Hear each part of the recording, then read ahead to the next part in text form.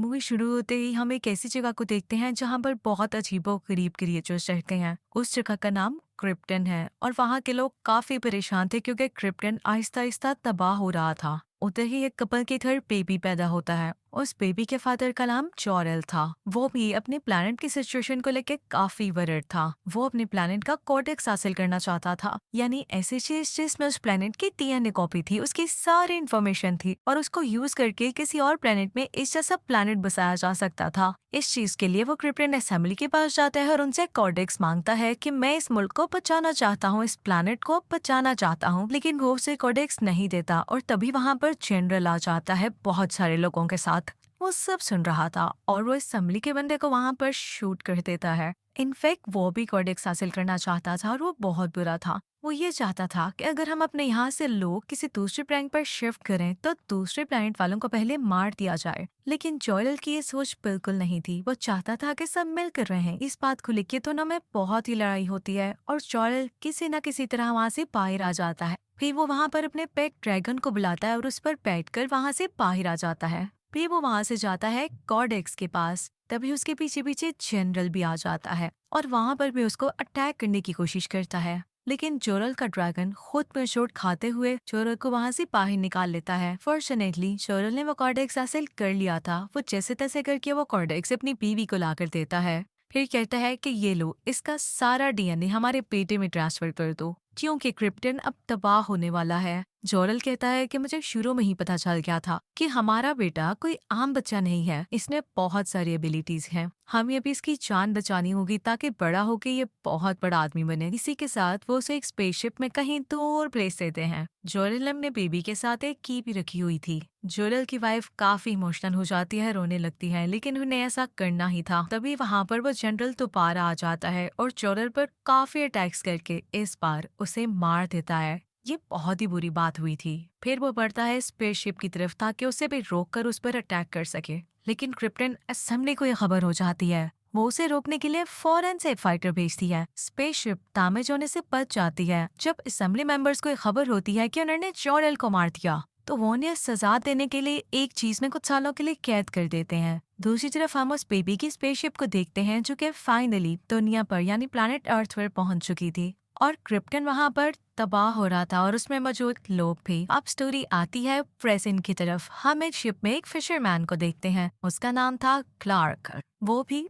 बहुत super abilities रखता था। उस वक्त पास ही में एक जहाज क्रैश हो रहा होता है। क्लार्क फौरन से वहां पर जाता है और रेस्क्यू टीम भी वहां पर आ जाती है। इसी दौरान एक टॉवर भी वहां पर गिरने लगता है और क्लार्क अपनी पूरी पावर से उस टॉवर को रोक लेता है। लेकिन तभी वो जहाज ब्लास्ट हो जाता है जिसकी वजह से क्लार्क भी पानी में गिर जाता है। उसे सब पुरानी बातें याद आने लगती हैं कि जब वो छोटा बच्चा था तो उसके पास कैसे कैसी एबिलिटीज थी। वो सब कुछ स्कैन कर सकता था, उसे दूर की आवाजें आती थीं। वो बहुत पावरफुल भी था। एक बार उसकी स्कूल बस पानी में गिर गई थी और उसने अपनी स्कूल बस और बच्चों दोनों को पानी से बाहर निकाला था और उसे तब खुद भी नहीं पता था कि उसने कैसे कर लिया। क्लार्क के फादर उसे कहा करते थे कि देखो बेटा, मैं तो जानता हूँ ना कि तुम्हारे पास कितनी सुपर एबिलिटीज हैं, लेकिन समझो बेटा, दुनिया के सामने ये ना शो किया करो, दुनिया में पता नहीं कैसी कैसी बातें बनाती है। तो इसलिए उसे अपने पावर्स को छुपा कर रखना पड़ा और उसने एक होटल में एक काम करना शुरू कर दिया जो कि वेटर का था। उसे ट्रैवलिंग का और नई नई चीजें डिस्कवर करने का बहुत शौक था।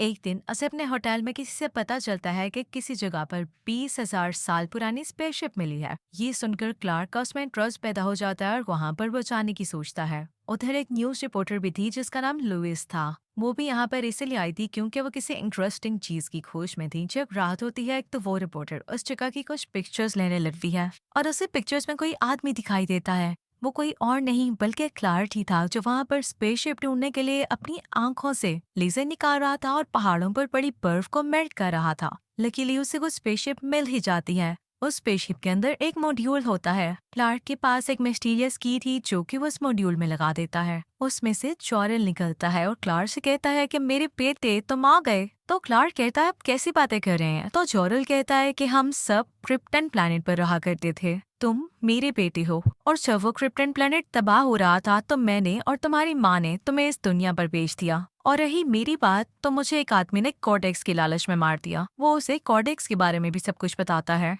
वो कहता है कि मैंने तुम्हें भेजने से पहले तुम्हारा डीएनए कोर्टेक्स के डीएनए से मैच कर दिया था और इसीलिए तुम्हें बहुत सारी सुपर पावर्स हैं।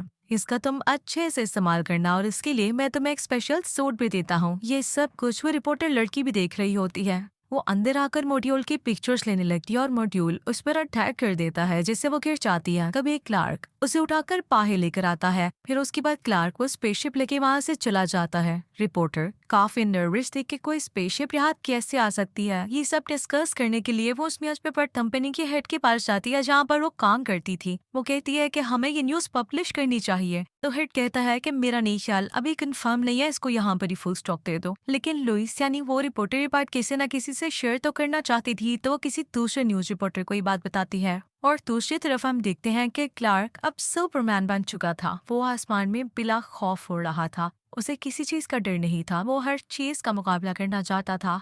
और वो रिपोर्टर लुइस दिखाई जाती है जो कि किसी न किसी तरह क्लार्क का एड्रेस लेकर उसके घर पहुंच चुकी थी। वो उसकी मॉम से मिलती है और फिर उसके फादर की कब्र के पास भी जाती है। तभी वहां पर क्लार्क भी आ जाता है और कहता है कि तुम मेरा पीछा क्यों कर रही हो। तो लुइस कहती है क्योंकि मुझे तुम बड़े मिस्टीरियस लगते हो, तुम अपनी पावर्स दुनिया से क्यों छुपा रहे हो। तो क्लार्क उससे कहता है कि आओ मैं तुम्हें अपनी जिंदगी का सबसे यादगार किस्सा सुनाता हूँ। वो कहता है कि एक दिन पापा मामा और मैं कहीं जा रहे थे। हमारे साथ हमारा डॉग भी था, लेकिन वहां पर बहुत बड़ा तूफान आ गया। इतना बड़ा तूफान कि वो हर चीज को अपने साथ उड़ाकर लेकर जा रहा था। हम सब कार से बाहर